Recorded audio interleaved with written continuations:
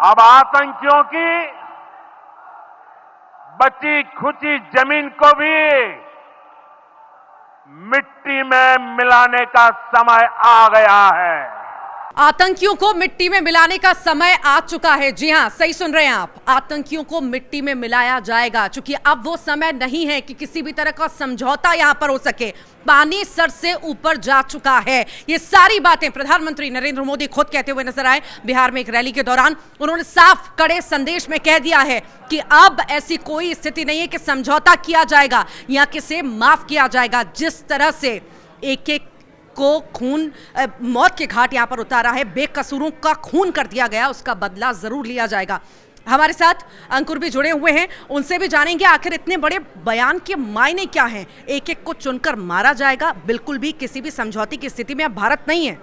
देखिए, जो बयान है प्रधानमंत्री जी का वो ये है कि उन्होंने जो बोला, मैं पहले उसको exact word to word quote करना चाहूँगा।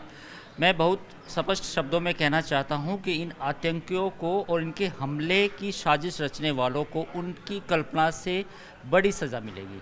तो इसका मतलब ये है कि भारत के प्रधानमंत्री श्री नरेंद्र मोदी ने साफ कर दिया है कि भारत एक मिलिट्री ऑप्शंस ढूंढ रहा है और इन आतंकियों के खिलाफ वो मिलिट्री ऑप्शन होगा।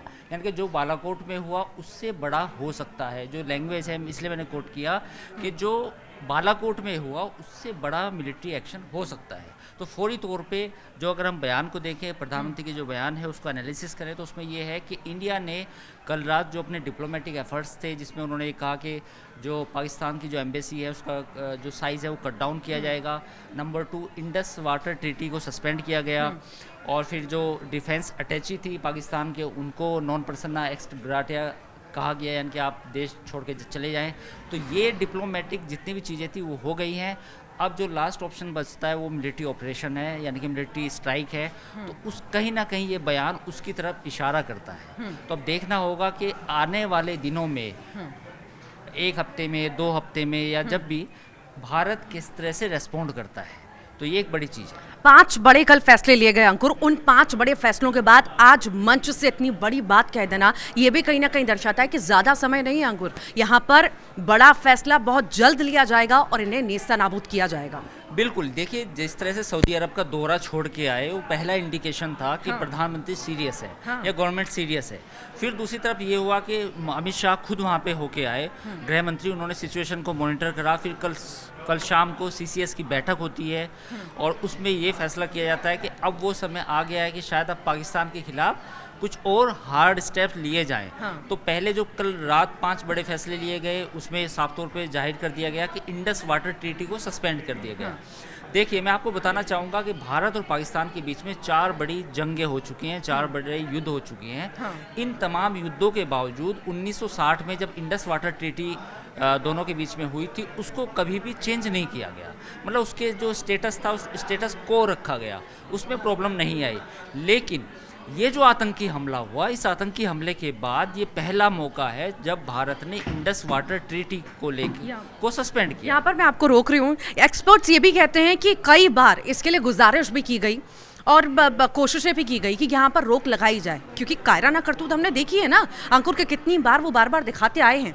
तो कोशिशें करने के प्रयास भी किए गए, पर इस पर रोक नहीं लगाई गई कि ठीक है, जैसा चल रहा है चलने दीजिए।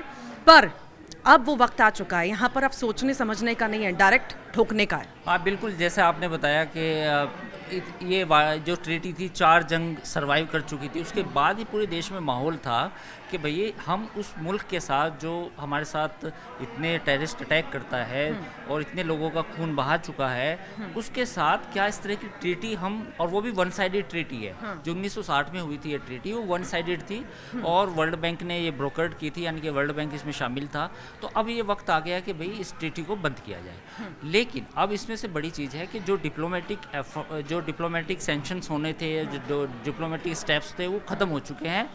अब जो फैसला है, जो लास्ट ऑप्शन बचता है, जैसे मैंने आपसे कहा कि मिलिट्री ऑप्शन होता है, तो मिलिट्री ऑप्शन ये चूज़ किया गया है, ऐसा लगता है। जो बयान है प्रधानमंत्री का, वो साफ तौर से इशारा कर रहा है कि भारत अब आने वाले समय में जो टारगेट्स हैं आतंकियों के उनको टारगेट कर सकता है, या कुछ और जो भी प्लानिंग हो सरकार के लेवल पे, क्योंकि एक स्ट्रेटजी बनाई जाएगी, एक प्लानिंग बनाई जाएगी कि कैसे वहाँ तक जाना है, किन आतंकियों का पीछा करना है, कौन उनके हैंडलर हैं, या जो उनके पीछे आतंकियों के पीछे कौन है। बेसिकली पाकिस्तान आर्मी है, क्योंकि आसिम मुनीर का जो पाकिस्तान आर्मी के चीफ हैं, एक हफ्ते पहले बयान आया, उन्होंने बार बार वही बात दोहराई, टू नेशन थ्योरी, यानी कि आज से 77-76 साल पहले जो टू नेशन थ्योरी के आधार पे मुल्क बना था, उन्होंने फिर वो रेटोरिक वापस लेके आए नैरेटिव।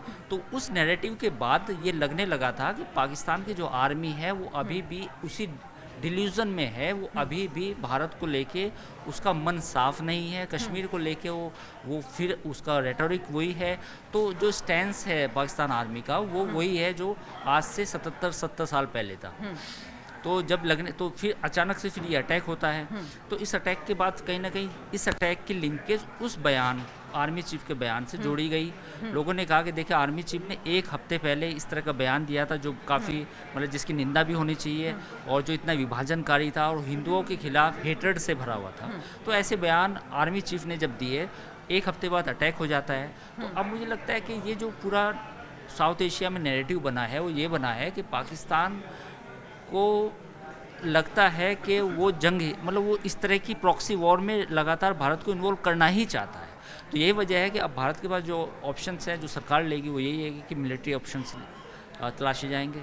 एग्रेशन बहुत ज़्यादा है अंकुर, और इस एग्रेशन की वजह से हम काफ़ी चीज़ें यहाँ पर देख सकते हैं, समझ सकते हैं कि क्या हश्र इन आतंकियों का होने वाला है आने वाले समय में।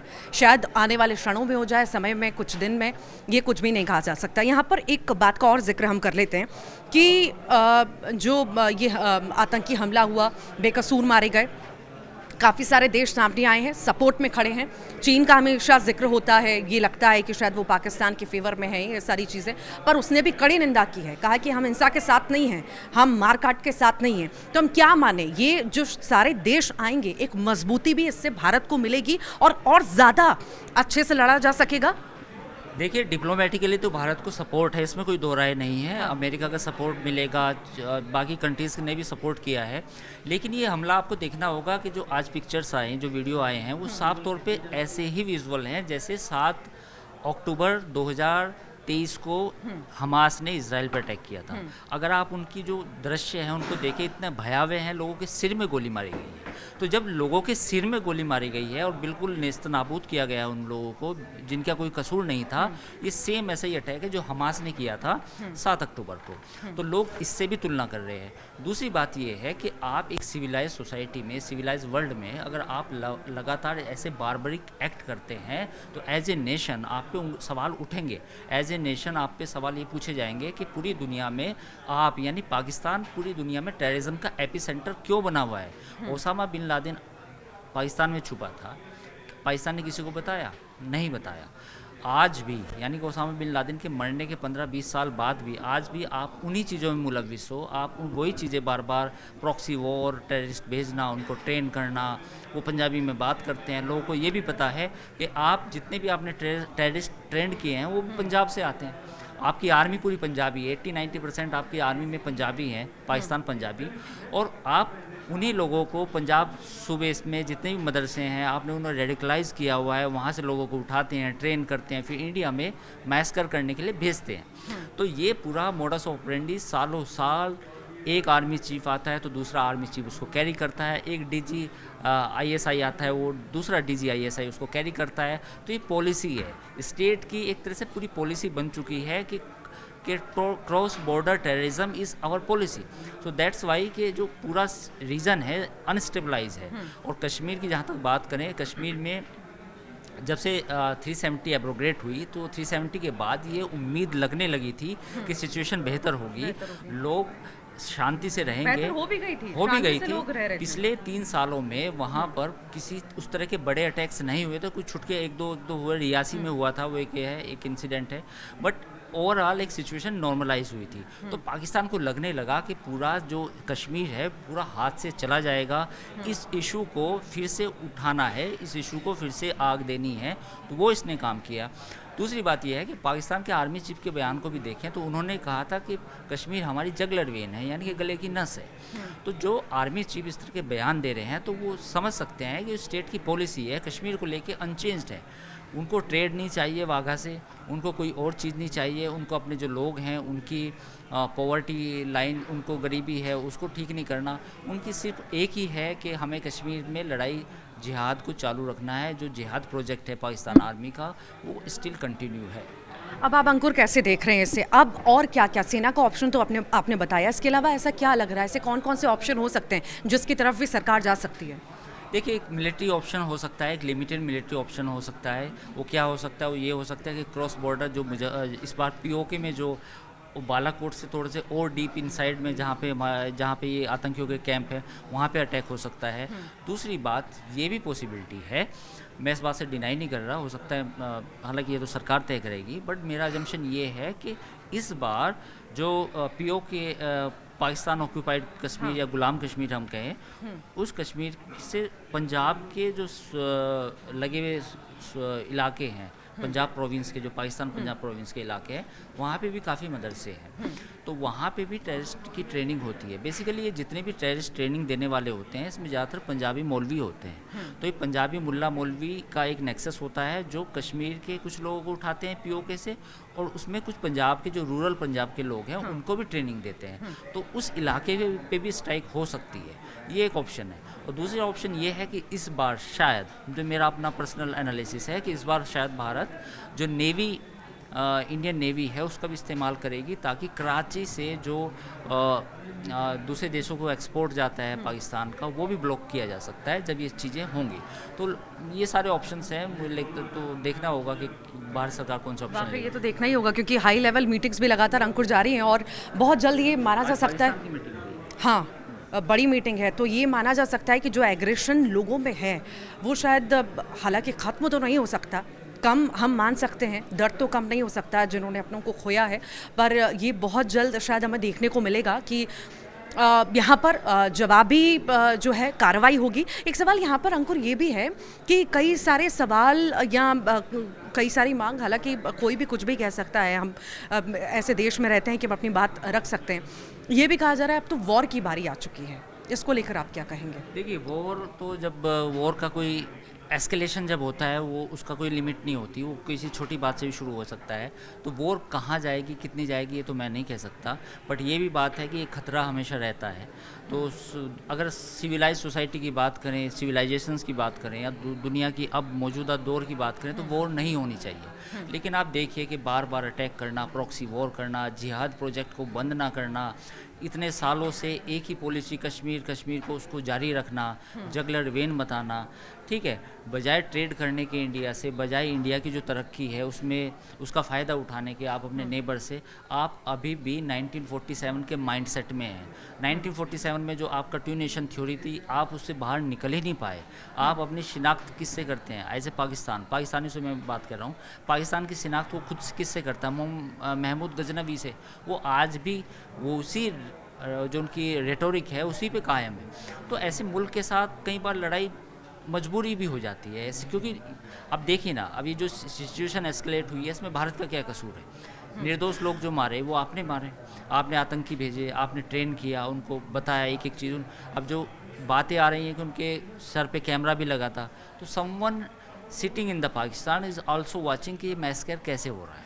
तो उनके हैंडलर्स थे, वो हैंडलर्स कौन थे? पाकिस्तान आर्मी के बगैर ये हो ही नहीं सकता।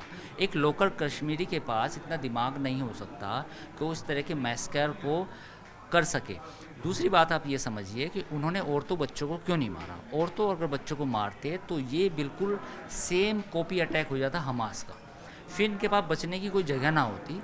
तो इसलिए उन्होंने सोचा कि चलो मजहब पूछ लेते हैं, उतना नहीं जाते, मजहब पूछ लेते हैं। इसलिए उन्होंने मजहब पूछ के लोगों को गोली मारी।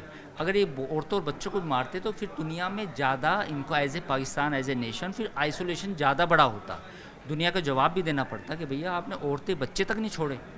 अब आप इसकी जहनीत का अंदाज़ा लगाइए कि जब भी कोई टेररिस्ट ऑर्गेनाइजेशन होता है, कोई ऑर्गेनाइजेशन होता है, अगर वो औरतें, बच्चे, आदमियों को जिनका कोई कसूर नहीं है उनको भी मारने लगे, तो फिर आप सोचिए कि ये तो बैटल एक कोई कॉज थोड़ी रह जाता, ये तो बर्बरता है, ये तो मानवता के खिलाफ, आप पूरी इंसानियत के खिलाफ एक बर्बर हो गया। आपका दिमाग और जहन बिल्कुल ख़राब हो चुके हैं, उसमें कोई सेंस नहीं है। आप बिल्कुल गोली चला रहे हैं, आपको यही नहीं पता कि मैं मार किसे रहा हूँ, तो ये तो बर्बरता है। ब्रेन तो वॉश हो चुका है ना, कायरता है। कायर कुछ भी कहे, दिमाग ही नहीं है, जहन ही नहीं है, सोचने समझने की क्षमता ही नहीं है कि आप कर क्या रहे हैं। आपका अगर किससे लड़ाई है तो वो एक लेवल पे होगी ना कि मुझे ये टारगेट है, मैं इस मिलिट्री को टारगेट करूँगा, मैं गवर्नमेंट को टारगेट करूँगा, गवर्नमेंट एस्टेब्लिशमेंट को टारगेट करूँगा। लेकिन आप जो नॉर्मल बच्चे हैं उनको मार रहे, तो आपकी जहन ख़राब हो चुका है, आपके दिमाग में भर दिया गया है, कट्टरता भर दी गई है, आपके दिमाग में नफरत भर दी गई है हिंदुओं के खिलाफ या किसी और धर्म के खिलाफ। तो ये सारी चीज़ें हैं। तो अब कई बार जो आपने सवाल पूछा कि युद्ध का और क्या है, तो युद्ध कई बार ज़रूरी भी हो जाते हैं। तो देखना होगा ये जो एस्केलेशन है कितना होगा, कितना बड़ा होगा, कहाँ तक होगा, बाद में मीडिएशन हो ना हो। ये बात भी दुरुस्त है कि दोनों न्यूक्लियर कंट्री है, बट क्या करेंगे जब आपके घर में आके कोई निहत्थे लोगों को मार रहा है, तो आपका फ़र्ज़ बनता है कि आप अपनी हिफाजत करें। अंतिम छोर तक खदेड़ने की बात पीएम मोदी ने कही है, और जैसा आतंकी हमला हुआ है, बेकसूरों की जान गई है, बहुत जल्द इसका बदला लिया जाएगा, पीएम के द्वारा ये कहा गया है। और उम्मीद सभी को है, बस इंतज़ार करना है किस पल वो जवाबी कार्रवाई होगी।